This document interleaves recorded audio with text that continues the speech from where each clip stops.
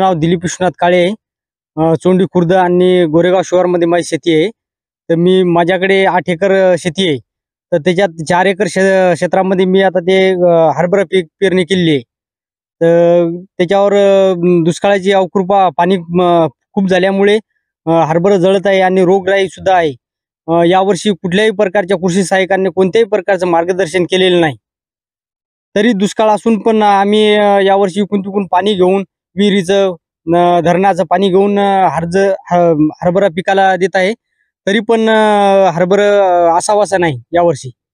पडल्यामुळे पिवळं पडत आहे आणि वाळत आहे. फवारण्या वगैरे किती केल्या? काय फवारण्या 4 केलेल्या आहेत आतापर्यंत. तरी पण हरभरा जळत आहे.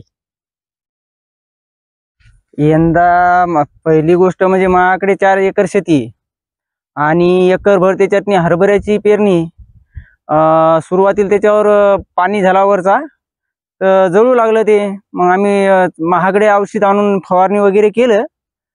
पण जसं थोडंफार फार जळालंच पैसे लावून. नंतर परत वातावरण बिघाड असल्यामुळं आभाळी आली, धुळीचं वातावरण, डबल 2 फवारण्या परत केल्या त्याच्यावर. आता अळीचा अटॅक हे भरपूर त्याच्यावर. सोयाबीन तर असंच गेले आमचे. परत तूरचं पीक बी नुकसान झालं.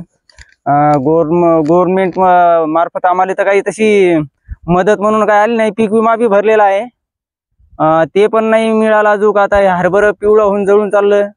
उत्पन्नात घट झाली. भावाचे तर दर फारच कमी येतं.